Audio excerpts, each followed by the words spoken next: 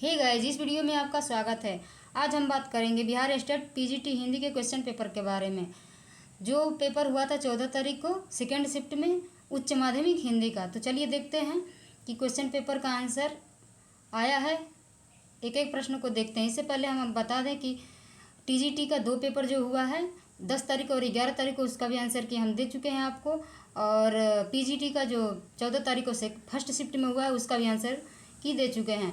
और इसमें जो आंसर गलत है हम उस पर व्याख्या बताए हैं, तो देख लीजिएगा। तो इसके पहले हम बता दें आपको कि यदि आप हमारे चैनल पर नए हैं तो चैनल को सब्सक्राइब कर लें, क्योंकि बिहार शिक्षक भर्ती की संपूर्ण तैयारी के लिए ये चैनल आपके लिए समर्पित है। ठीक है, तो चलिए देखते हैं। क्वेश्चन नंबर पहला क्या दिया हुआ है। रीतिकाल को श्रृंगार काल किसने कहा?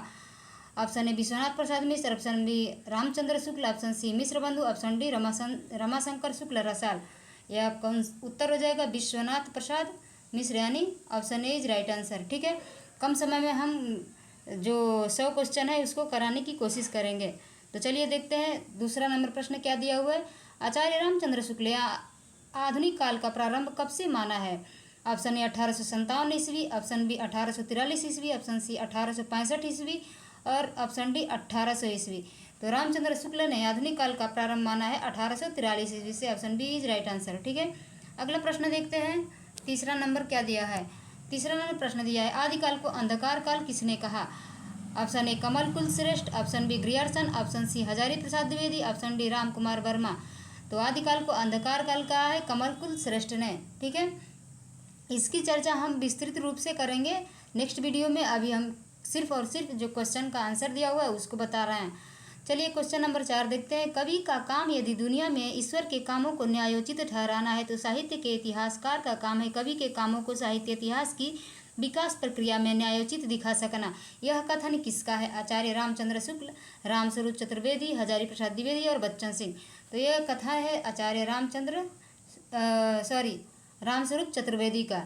ठीक है, ये जो हिंदी साहित्य और संवेदना का विकास है इनका आचार्य रामस्वरूप चतुर्वेदी जी का, उनके पुस्तक में पहले ही पृष्ठ में दिया हुआ है। ठीक है, तो चलिए आगे प्रश्न देखते हैं। Question number 5।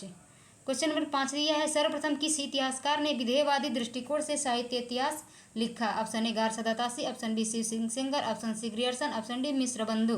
तो विधेयवादी दृष्टिकोण से सबसे पहले तेन ने लिखा था, उसके बाद ग्रियर्सन ने, और आचार्य रामचंद्र शुक्ल ने भी विधेयवादी पद्धति को ही अपनाया है। तो आपका उत्तर हो जाएगा Grierson, option C is right answer. अगला प्रश्न देखते हैं। क्वेश्चन नंबर 6 छायावाद का प्रारंभ कब से माना जाता है? Option A 1920, option B 1918, option C 1900, option D कोई नहीं। तो छायावाद का प्रारंभ माना जाता है 1918 से 1936। तो आपका उत्तर हो जाएगा ऑप्शन बी। अगला प्रश्न देखते हैं। Question number 7। क्वेश्चन नंबर 7 दिया है सरहपाद को हिंदी का प्रथम कवि किसने माना है? आचार्य रामचंद्र शुक्ल, राम कुमार वर्मा, नामवर सिंह और राहुल सांकृत्यायन। तो सरहपाद को हिंदी का प्रथम कवि मानते हैं Rahul Sankrityayan, option D is right answer. अगला प्रश्न देखते हैं। अपभ्रंश को प्रकृताभास हिंदी किसने कहा है? चंद्रधर शर्मा गुलेरी, राहुल सांकृत्यायन, आचार्य रामचंद्र शुक्ल, हजारी प्रसाद द्विवेदी। तो प्रकृताभास हिंदी मानना है अपभ्रंश को आचार्य रामचंद्र शुक्ल ने, option C is right answer. अगला प्रश्न देखते हैं। Question number 9। क्वेश्चन नंबर 9 दिया है खालिक बारी किसकी रचना है? Option A Amir Khusro, option B Abdul Rahman, option C Vidyapati, option D Chandbardai. तो खालिक बारी की रचना की है अमीर खुसरो ने। ठीक है,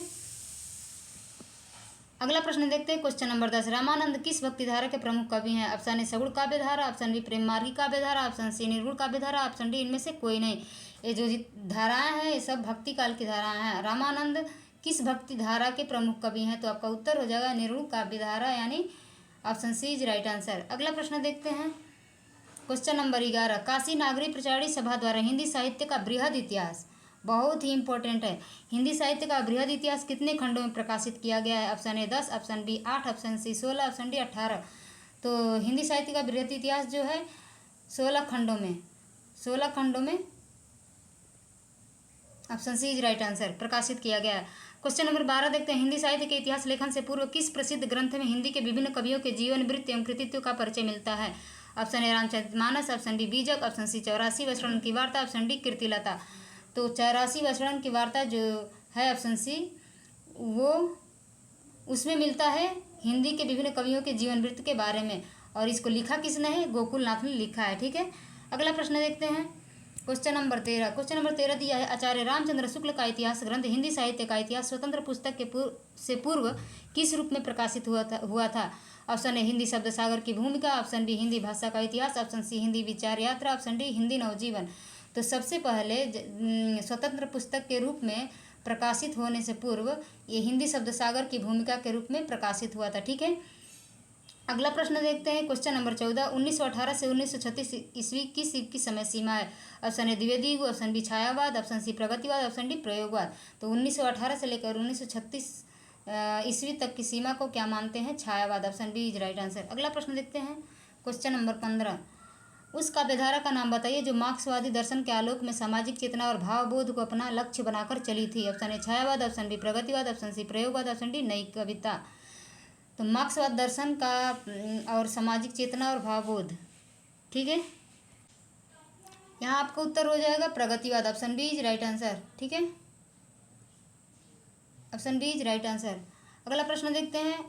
अंधेरे में कविता का रचयिता कौन है। Option A Muktibodh, option B Kedarnath Agrawal, option C Agyeya, option D Nagarjun. अंधेरे में कविता के रचयिता हैं Muktibodh. Option A is right answer. अगला प्रश्न देखते हैं। 17 नंबर प्रश्न दिया है, तार सप्तक का प्रकाशन कब हुआ। Option A 1940, option B 1943, option C 1945, option D 1948। तो तार सप्तक का प्रकाशन हुआ 1943 में। Option B right answer. दूसरा सप्तक का प्रकाशित हुआ। Option A 1943, option B 1948, option C 1951, option D 1954। दूसरा तार सप्तक प्रकाशित हुआ 1951 में। Option C is right answer. और तीसरा प्रकाशित हुआ 1959 में, 59 में। ठीक है, और चौथा तार सप्तक प्रकाशित हुआ 1979 यानी 79 में। अगला प्रश्न देखते हैं। 19 नंबर, असाध्य वीणा कविता के रचयिता कौन है। Option A Dharmvir Bharati, option B Bhawani Prasad Mishra, option C Agyeya, option D Muktibodh. Asadhya Veena कविता के रचयिता हैं Agyeya. Option C is right answer. और असाध्य वीणा कविता जो है यूजीसी नेट के सिलेबस में दिया हुआ है। अगला प्रश्न देखते हैं। क्वेश्चन नंबर 20, इंदुमती कहानी के लेखक हैं। Option A Mohan Rakesh, option B master Bhagwan Das, option C Kishorilal Goswami, option D Bhuvneshwar. तो इसका आंसर हो जाएगा किशोरीलाल गोस्वामी यानी option C is right answer. Indumati कहानी के लेखक हैं। ठीक है, अगला प्रश्न देखते हैं। 21 नंबर, इनमें प्रवासी कहानीकार हैं। Option A Premchand, option B Tejendra Sharma, option C Ravindra Kalia, option D Jainendra Kumar. तो प्रवासी कहानीकार हैं इसमें से Tejendra Sharma. Option B is right answer. अगला प्रश्न देखते हैं। क्वेश्चन नंबर 22, फणीश्वर नाथ रेणु की कौन सी कहानी है। Option A Rasik Priya, option B Ras Priya, option C Priya Neelkanthi, option D Parinde. तो रस प्रिया जो है फणीश्वर नाथ रेणु की कहानी है। Option B is right answer.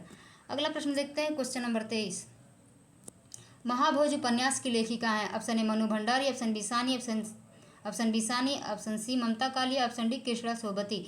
महाभोज उपन्यास की लेखिका है Mannu Bhandari. Option A is right answer. 24 नंबर प्रश्न दिया है, गोबर प्रेमचंद के किस उपन्यास का पात्र है। Option A Gaban, option B Godan, option C Nirmala, option D Premashray. तो गोदान जो उपन्यास है उसका पात्र है Gobar. Option B is right answer. अगला प्रश्न देखते हैं। 25 नंबर प्रश्न दिया है, आवारा मसीहा इनमें से किस साहित्यकार की जीवनी है। Option A Nagarjun, option B Rabindranath Thakur, option C Bankim Chandra Banerjee, option D Sharat Chandra Chatterjee. तो आवारा मसीहा जीवनी लिखी है शरत चंद्र चटर्जी की जीवनी है। ठीक है, option D is right answer. अगला प्रश्न देखते हैं। जूठन किस रचनाकार की आत्मकथा है। Option A Harivansh Rai Bachchan, option B Ramvilas Sharma, option C Surajpal Chauhan, option D Om Prakash Valmiki. Joothan जो है ओम प्रकाश वाल्मीकि की आत्मकथा है। Option D is right answer. 27 number प्रश्न देखते हैं। बचपन की स्मृतियाँ के संस्मरणकार हैं। Option A Rahul Sankrityayan, option B Shivpujan Shah, option C Kishoridas Vajpeyi, option D Ilachandra Joshi. तो बचपन की स्मृतियाँ संस्मरण है राहुल सांकृत्यायन की। Option A is right answer. अगला प्रश्न देखते हैं। 28 नंबर, हिंदी का प्रथम रेखाचित्र संग्रह कौन सा है। ऑप्शन ए पद्म पराग, ऑप्शन डी प्राणों का सौदा, ऑप्शन सी बोलती प्रतिमा, ऑप्शन डी स्मारिका। पद्म पराग जो है प्रथम रेखाचित्र माना जाता है। Option A is right answer. अगला प्रश्न देखते हैं। 29 नंबर, अमिट रेखाएं किस लेखिका का रेखाचित्र संकलन है। Option A Mahadevi Verma, option B Krishna Sobti, option C Usha Devi Mitra, option D Satyavati Malik. Satyavati Malik की जो अमिट रेखाएं हैं यही रेखाचित्र संकलन है। आपका उत्तर हो जाएगा option D is right answer. अगला प्रश्न देखते हैं। कौन सी रचना जीवनी नहीं है। ऑप्शन ए कलम का सिपाही, ऑप्शन बी आवारा मसीहा, ऑप्शन सी निराला की साहित्य साधना, ऑप्शन डी प्रवास की डायरी। प्रवास की डायरी जो है जीवनी नहीं है, बाकी ये तीनों जो है जीवनी है। अगला प्रश्न देखते हैं। 31 नंबर, रामधारी सिंह दिनकर की संस्मरण कृति है? ऑप्शन ए यादों की तीर्थ यात्रा, ऑप्शन बी शेष निशेष, ऑप्शन सी अतीत के गर्त से, ऑप्शन डी अपनी धरती अपने लोग। शेष निशेष जो है रामधारी सिंह दिनकर की संस्मरण कृति है। ठीक है, तो आपका उत्तर हो जाएगा option B is right answer. अगला प्रश्न देखते हैं 32 नंबर। उत्तर योगी श्री अरविंद के जीवनीकार कौन है?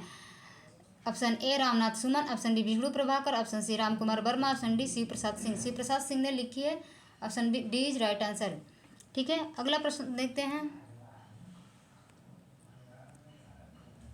गेहूं और गुलाब रेखा चित्र संग्रह के रचनाकार हैं? Option A Ram Vriksh Benipuri, option B Mahadevi Verma, option C Swami Anand, option D Upendranath Ashk. Gehun aur Gulab जो है राम वृक्ष बेनीपुरी की, option A is right answer. 34 number प्रश्न देखते हैं। पति के मृत्यु के पश्चात भगजोगनी किसकी पत्नी बनकर जीती है?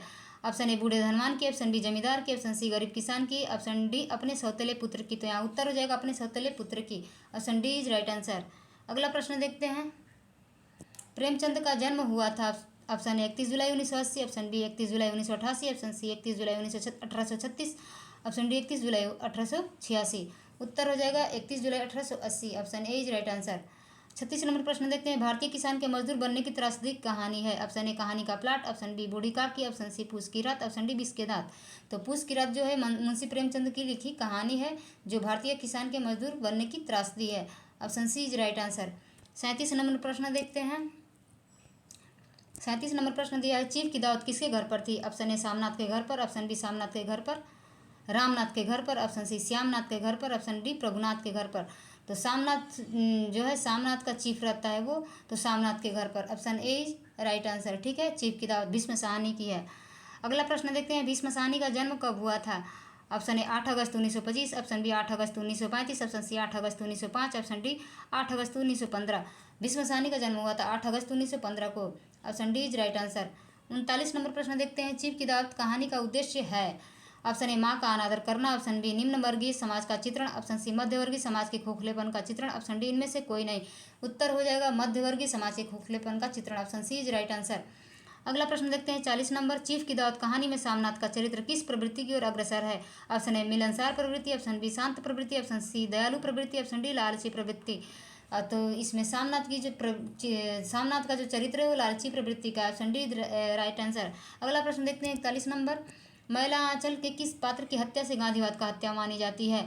ऑप्शन ए बावन दास, ऑप्शन बी प्रशांत, ऑप्शन सी कमली, ऑप्शन डी इनमें से कोई नहीं। तो जो बावन दास है उसकी हत्या होती है तो भी क्योंकि वह गांधीवाद का सदस्य रहता है, गांधी का नारा लगाता रहता है। ठीक है, तो आपका उत्तर हो जाएगा ऑप्शन ए। अगला प्रश्न देखते हैं 42 नंबर। मैला आंचल उपन्यास में डॉक्टर प्रशांत गांव का हाल किसको पत्र द्वारा बताता है? ऑप्शन ए कमली, ऑप्शन बी कांग्रेस के जिला अध्यक्ष को, ऑप्शन सी बावन दास को, ऑप्शन डी ममता को। तो जो डॉक्टर प्रशांत है वो ममता को बताते हैं पत्र के द्वारा, option D is right answer. अगला प्रश्न देखते हैं।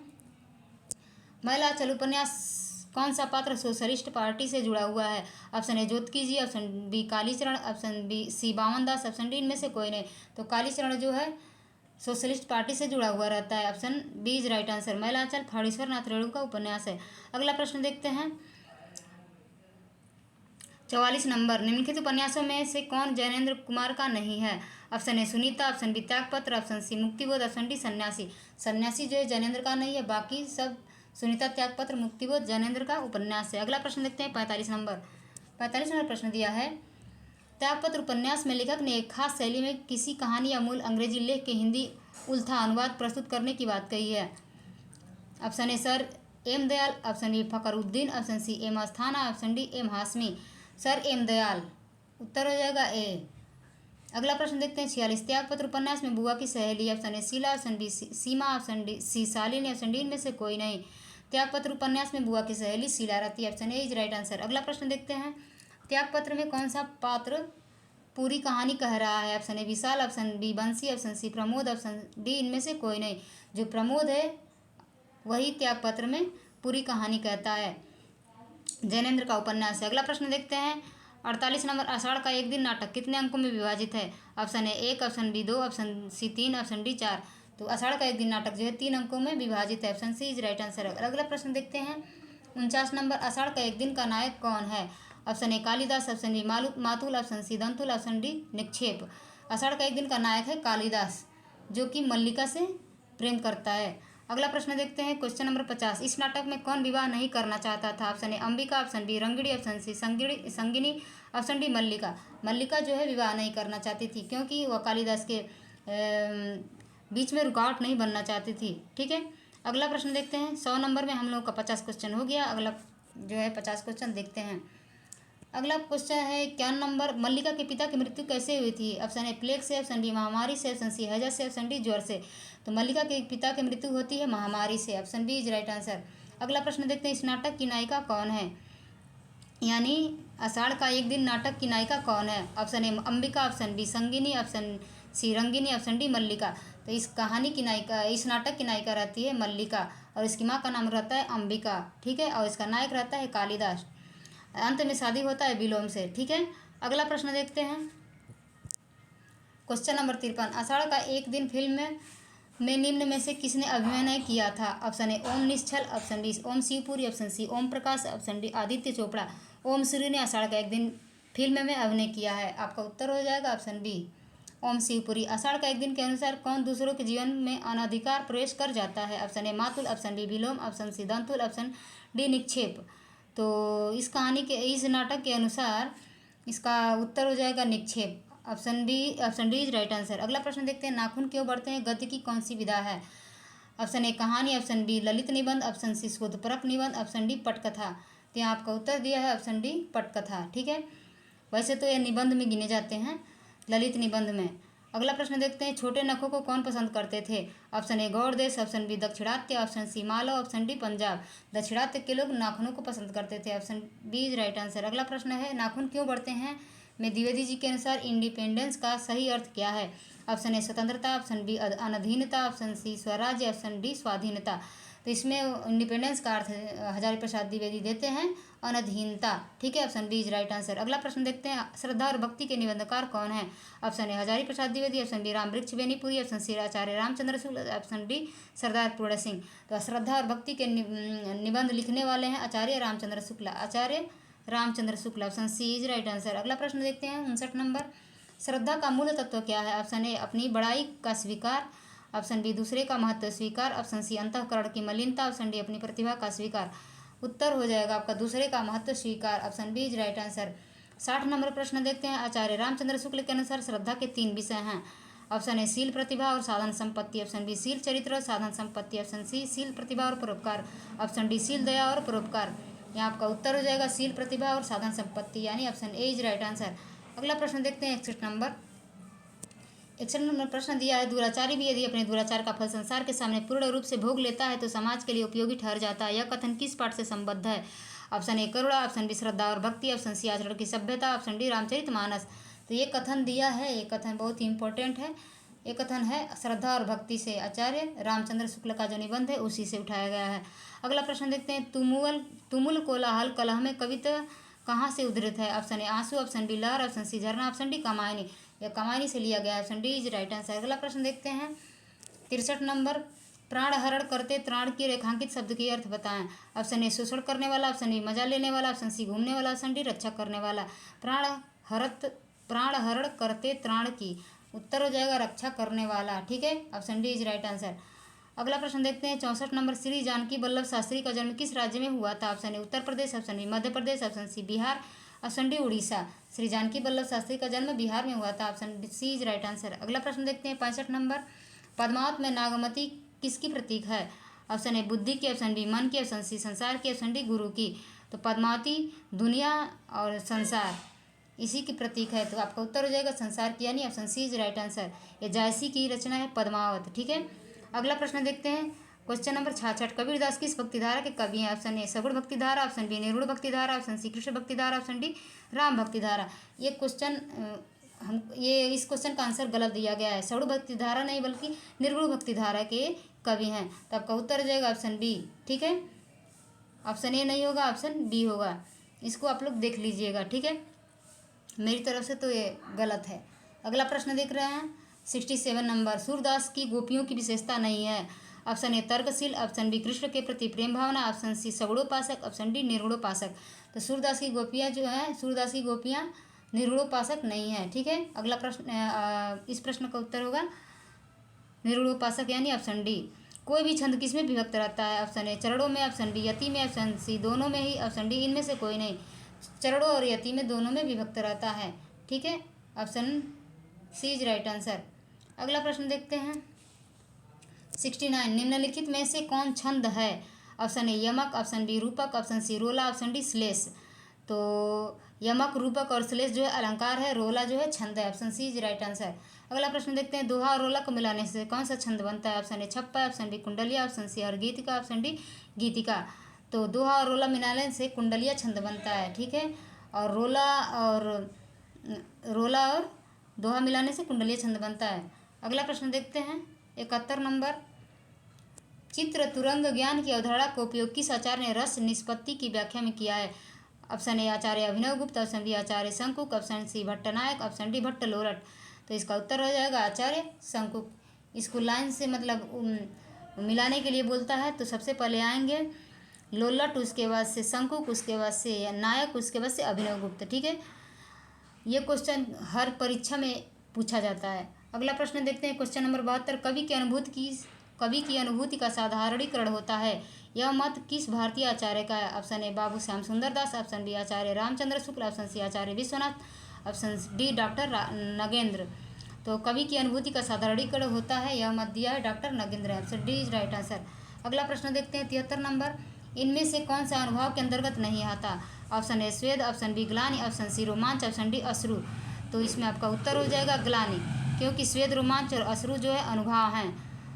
अनुभव यानी सात्विक अनुभव। सात्विक अनुभव कितने होते हैं? 8 होते हैं। आपको हम क्लास लेते समय, प्रैक्टिस सेट कराते समय बहुत ही विधिवत तरीके से बताया था। ठीक है, अगला प्रश्न देखते हैं तो इसका उत्तर हो जाएगा आपका ग्लानि, यानी option B is right answer. अगला प्रश्न देखते हैं 74 नंबर। कारण सहित उपमेय का उत्कर्ष जहाँ दिखाई जाए वहाँ पर कौन सा अलंकार होता है? ऑप्शन ए अतिशयोक्ति, ऑप्शन बी उत्प्रेक्षा, ऑप्शन सी प्रदीप, ऑप्शन डी व्यतिरेक। तो जहाँ कारण सहित उपमेय का उत्कर्ष दिखाया जाए वहाँ पे व्यतिरेक का अलंकार होता है। Option D is right answer. अगला प्रश्न देखते हैं 75 नंबर। संज्ञा सर्वनाम विशेषण के अंत में लगने वाले प्रत्यय को क्या कहा जाता है? ऑप्शन ए कृत प्रत्यय, ऑप्शन बी तद्धित प्रत्यय, ऑप्शन सी व्युत्पत्ति प्रत्यय, ऑप्शन डी इनमें से कोई नहीं। तो संज्ञा सर्वनाम और विशेषण के अंत में लगने वाले प्रत्यय को तद्धित प्रत्यय कहते हैं, और कृत प्रत्यय क्रिया में और धातु में लगता है। ठीक है, अगला प्रश्न देखते हैं क्वेश्चन नंबर 76। निम्नलिखित में से कौन सा कथन प्रत्यय के संदर्भ में सत्य है? ऑप्शन ए प्रत्यय शब्दों के पश्चात आगे लगाया जाता है, आगे लगाया जाने वाला अक्षर या अक्षर समूह है। ऑप्शन बी दिया है कारक प्रत्यय और काल प्रत्यय सामान्यतः चरम प्रत्यय हैं। ऑप्शन सी दिया है व्युत्पत्ति में जो प्रत्यय आते हैं वे चरम प्रत्यय नहीं है। ऑप्शन डी दिया है इनमें से सभी। तो इसमें सत्य पूछा है तो इनमें से सभी, option D is right answer. ठीक है, अगला प्रश्न देखते हैं 77 नंबर। 77 नंबर प्रश्न दिया है सतसई शब्द में कौन सा समास है? ऑप्शन ए कर्मधार है, ऑप्शन बी द्विगु, ऑप्शन सी बहुब्रीहि, ऑप्शन डी अव्ययीभाव समास। सतसई यहाँ पे सात का बोध हो रहा है। ठीक है, तो यहाँ पे संख्यावाची शब्द का बोध हो रहा है तो यहाँ पे द्विगु समास हो जाएगा। Option D is right answer. 78 number प्रश्न देखते हैं पर्यायवाची शब्द की दृष्टि से कौन सा एक वर्ग शुद्ध है? ऑप्शन ए आकाश नभ व्योम, ऑप्शन बी इंद्र सचिपति अनंग, ऑप्शन सी गंगा भगीरथी निलय, ऑप्शन डी पद्माकर इंदु मृगांक। तो आपका उत्तर हो जाएगा आकाश नभ व्योम, ये आकाश का पर्यायवाची शब्द है। अगला प्रश्न देखते हैं 79 नंबर।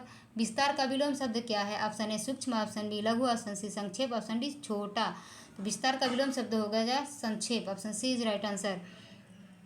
क्वेश्चन नंबर 80 देखते हैं अंकों की औसत अच्छी है वाक्य में अशुद्धि का प्रकार है। ऑप्शन ए कारक संबंधी, ऑप्शन डी अव्यय संबंधी, ऑप्शन सी वचन संबंधी, ऑप्शन डी लिंग संबंधी। तो लिंग यानी ऑप्शन डी। ठीक है, आपका उत्तर हो जाएगा ऑप्शन डी। अगला प्रश्न देखते हैं 81 नंबर। बिहार राष्ट्र भाषा परिषद में कौन सी पत्रिका का प्रकाशन होता है?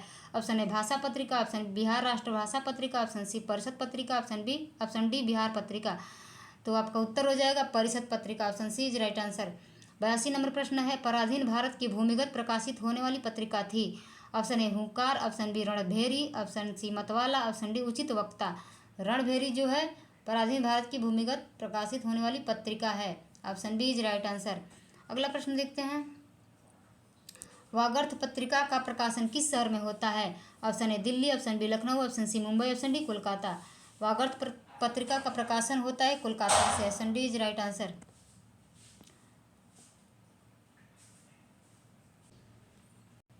अगला प्रश्न है क्वेश्चन नंबर 84, कहानी विधा को समर्पित सारिका पत्रिका के संपादक कौन थे? Option A Kamleshwar, option B Rajendra Awasthi, option C Mrinal Pande, option D Dharamvir Bharati. तो सारिका पत्रिका के संपादक थे Kamleshwar. Option A is right answer. ठीक है, अगला प्रश्न देखते हैं 85 नंबर, त्रैमासिक नागफनी का संपादक का नाम क्या है? ऑप्शन ए सपना सोनकर, ऑप्शन बी देश निर्मोही, ऑप्शन सी विमल, ऑप्शन डी दिनेश। सपना सोनकर इसका उत्तर हो जाएगा। अगला प्रश्न देखते हैं 86 नंबर, भारत सरकार के प्रकाशन विभाग से छपने वाली हिंदी भाषा की पत्रिका है? ऑप्शन ए आजकल, option B Kathadesh, option C सम्यक, ऑप्शन डी भाषा। आजकल पत्रिका जो है हिंदी भाषा की पत्रिका थी।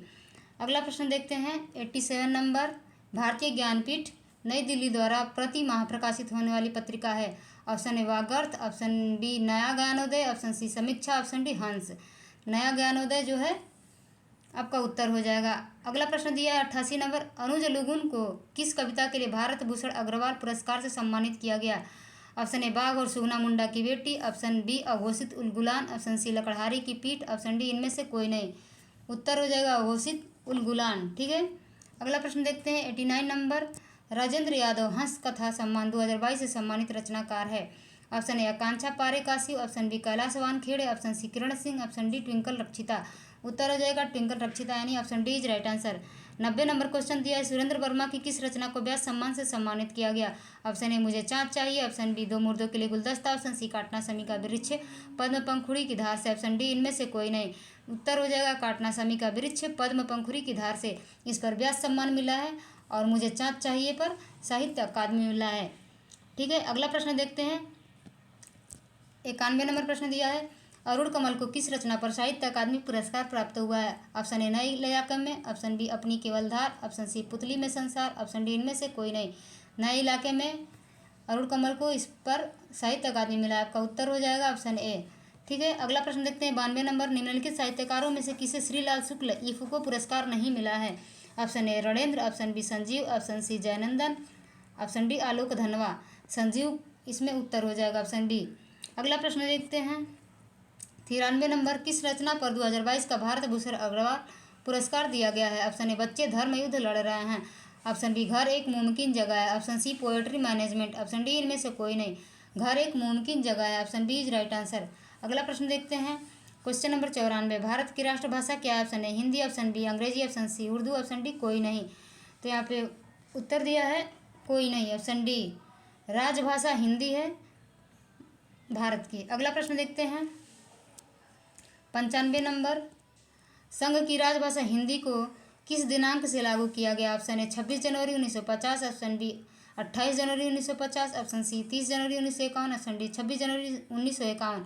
उत्तर हो जाएगा 26 जनवरी 1950, option A is right answer. अगला प्रश्न दिया, अरुणाचल प्रदेश की राजभाषा क्या है? ऑप्शन ए अंग्रेजी, option B Hindi, option C Bodo, option D Dogri. तो अरुणाचल प्रदेश की राजभाषा है अंग्रेजी, option A is right answer. 97 number प्रश्न देखते हैं, निम्नलिखित में कौन सी भाषा त्रिपुरा की सबसे व्यापक रूप से बोली जाने वाली भाषा है? Option A Bengali, option B Chakma, option C Kok Borok, option D Angrezi. भाषा त्रिपुरा की बोली जाने वाली भाषा है बंगाली। ठीक है, अगला प्रश्न देखते हैं क्वेश्चन नंबर 98, बोडो भाषा मुख्य रूप से भारत के निम्नलिखित में से किस राज्य में बोली जाती है? Option A Assam, option B Jharkhand, option C Himachal Pradesh, option D Karnataka. Assam में जो है बोडो बोली जाती है। अगला प्रश्न देखते हैं 99 नंबर, 99 में प्रश्न दिया है, तिरहुता लिपि का प्रयोग किस भाषा को लिखने के लिए किया जाता है? Option A Manipuri, option B Maithili, option C Sindhi, option D Konkani. उत्तर हो जाएगा मैथिली, क्योंकि तिरहुत के राजा थे विद्यापति, उन्होंने मैथिली में लिखी थी रचना अपनी। ठीक है, अगला प्रश्न देखते हैं क्वेश्चन नंबर 100 और लास्ट नंबर क्वेश्चन है, हिंदी दिवस कब मनाया जाता है? ऑप्शन ए 7 सितंबर, ऑप्शन बी 10 सितंबर, ऑप्शन सी 13 सितंबर, ऑप्शन डी 14 सितंबर।